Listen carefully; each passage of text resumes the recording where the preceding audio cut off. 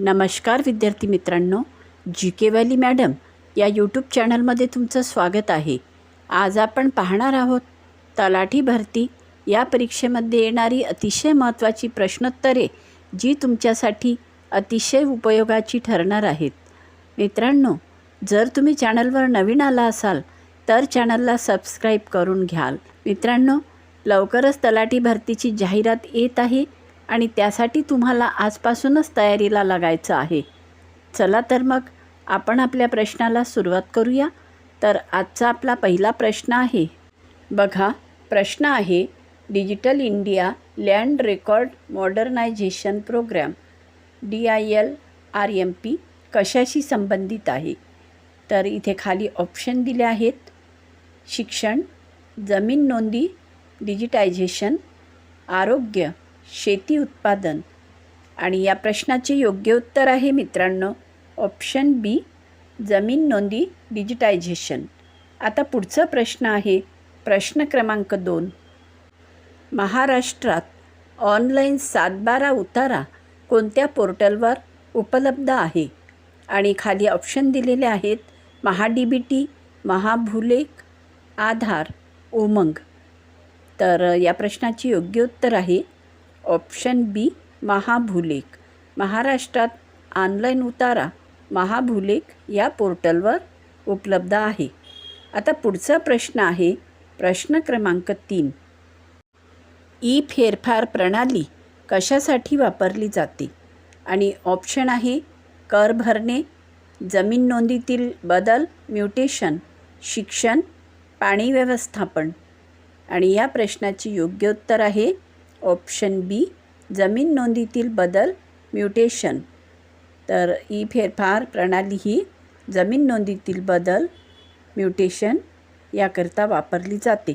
आता चौथा प्रश्न आहे इथे, PM किसान योजनेत शेतकऱ्याला वर्षाला किती रक्कम मिळते? आणि ऑप्शनमध्ये आहे ₹4,000, ₹6,000, ₹8,000, ₹10,000। आणि या प्रश्नाचे योग्य उत्तर आहे ऑप्शन बी, ₹6,000। PM किसान योजनेत शेतकऱ्याला वर्षाला ₹10,000 रक्कम मिळते। आता पाचवा प्रश्न घेऊया, महाराष्ट्रात नमो शेतकरी योजना कोणत्या केंद्र योजनेशी संबंधित आहे? आणि ऑप्शन दिले आहे, PM आवास, PM किसान, PM फसल विमा, PM उज्ज्वला। आणि उत्तर आहे ऑप्शन बी, PM किसान। महाराष्ट्रात नमो शेतकरी योजना ही PM किसान या योजनेशी संबंधित आहे। आता यानंतर प्रश्न आहे इथे, प्रश्न क्रमांक 6, जिओ टॅगिंग तंत्रज्ञान कशासाठी वापरले जाते? आणि ऑप्शनमध्ये आहे, फोटोमध्ये स्थान माहिती जोडणे, कॉल करणे, डेटा डिलीट करणे, इंटरनेट बंद करणे। आणि उत्तर आहे ऑप्शन ए, फोटोमध्ये स्थान माहिती जोडणे। जिओ टॅगिंग हे कशासाठी वापरलं जातं? तर फोटोमध्ये स्थान माहिती जोडण्यासाठी जिओ टॅगचा वापर करण्यात येतो। त्यामुळे आपले या प्रश्नाचे उत्तर आहे ऑप्शन ए, फोटोमध्ये स्थान माहिती जोडणे। आता पुढचा प्रश्न घेऊया, प्रश्न क्रमांक 7, आधार क्रमांक किती अंकी असतो? आता या प्रश्नाचे उत्तर तुम्हाला सर्वांना माहितीच आहे। ऑप्शन आहे 10, 11, 12, 14। तर या प्रश्नाचे उत्तर आहे ऑप्शन सी, 12। आधार क्रमांक हा 12 अंकी असतो। आता प्रश्न घेऊया 8वा, महाडीबीटी पोर्टल कशासाठी आहे? ऑप्शनमध्ये दिले आहे इथे, शेतकरी अनुदान व शिष्यवृत्ती, जमीन मोजणी, कर वसुली, न्यायालय। तर या प्रश्नाचे उत्तर आहे ऑप्शन ए, शेतकरी अनुदान व शिष्यवृत्ती। महाडीबीटी पोर्टल हे शेतकरी अनुदान व शिष्यवृत्ती यासाठी महत्त्वाचे आहे। आता पुढचा प्रश्न आहे, प्रश्न क्रमांक 9, ई गव्हर्नन्स म्हणजे काय? तर ऑप्शनमध्ये आहे, सरकारी कामे ऑनलाईन करणे, निवडणूक, न्यायालय, पोलीस काम। आणि या प्रश्नाचे योग्य उत्तर आहे मित्रांनो ऑप्शन ए, सरकारी कामे ऑनलाईन करणे। आता पुढचा प्रश्न आहे, 10वा प्रश्न, राष्ट्रीय अन्न सुरक्षा योजना NFSA कशाशी संबंधित आहे? ऑप्शन आहे शिक्षण, अन्नधान्य वितरण, आरोग्य, उद्योग. आणि उत्तर आहे ऑप्शन बी अन्नधान्य वितरण. राष्ट्रीय अन्न सुरक्षा योजना NFSA अन्नधान्य वितरणाशी संबंधित आहे. आता 11वा प्रश्न आहे, मृदा आरोग्य कार्ड योजना कशासाठी आहे? ऑप्शनमध्ये आहे पाणी, जमिनीची सुपीकता तपासणी, बियाणे, कर्ज. आणि उत्तर आहे ऑप्शन बी जमिनीची सुपीकता तपासणी. मृदा आरोग्य कार्ड ही योजना जमिनीची सुपीकता तपासणी करण्यासाठी आहे. आता 12वा प्रश्न आहे, पीक विमा योजना कोणती आहे? खाली ऑप्शन दिलेले आहेत PMFBY, PMAY, MNREGA, DDU, GKY. आणि या प्रश्नाचे योग्य उत्तर आहे PMFBY. आता 13वा प्रश्न आहे, उमंग ॲप कशासाठी आहे? ऑप्शनमध्ये आहे गेम, सरकारी सेवा एकाच ॲपमध्ये, बँकिंग, शिक्षण. आणि या प्रश्नाचे योग्य उत्तर आहे मित्रांनो ऑप्शन बी सरकारी सेवा एकाच ॲपमध्ये. आता 14वा प्रश्न आहे, महाराष्ट्रातील लाडकी बहीण योजना कशाशी संबंधित आहे? ऑप्शन आहे महिला आर्थिक सहाय्य, शिक्षण, आरोग्य, शेती. आणि या प्रश्नाचे योग्य उत्तर आहे मित्रांनो ऑप्शन ए महिला आर्थिक सहाय्य. महाराष्ट्रातील लाडकी बहीण योजना ही महिला आर्थिक सहाय्याशी संबंधित आहे. आता यानंतरचा प्रश्न आहे इथे प्रश्न क्रमांक 15, ई-नाम प्लॅटफॉर्म कशासाठी आहे? ऑप्शन आहे ऑनलाईन बाजार, कृषी, शिक्षण, आरोग्य, कर. आणि या प्रश्नाचे योग्य उत्तर आहे ऑप्शन ए ऑनलाईन बाजार, कृषी. आता प्रश्न क्रमांक 16वा बघा, जलग्राम योजना कशासाठी आहे? ऑप्शन आहे शिक्षण, पाणी संवर्धन, आरोग्य, उद्योग.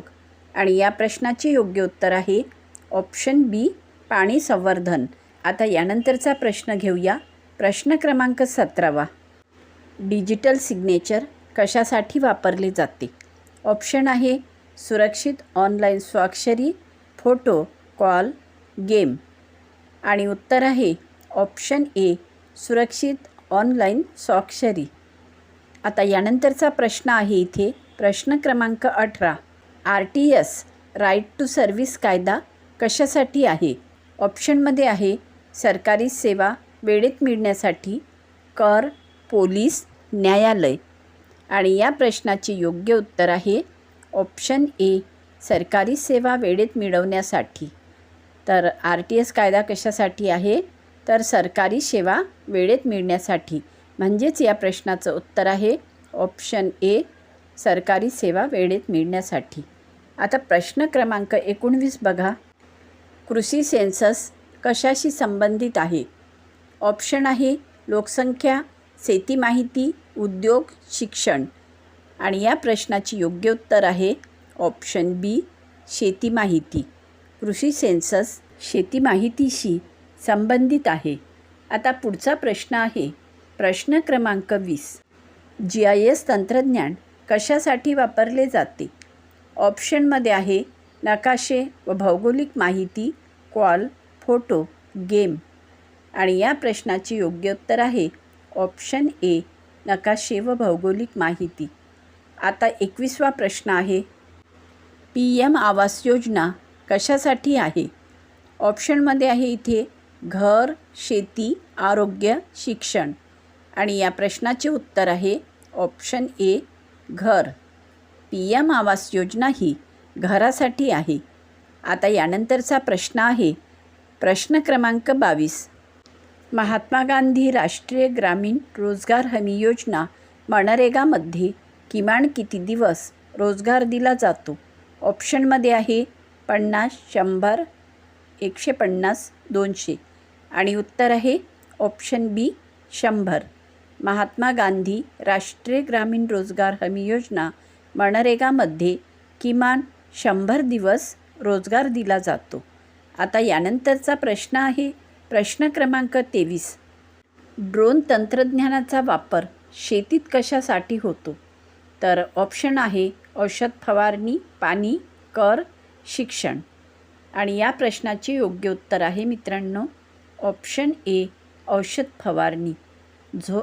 ड्रोन तंत्रज्ञानाचा वापर औषध फवारणीसाठी केला जातो.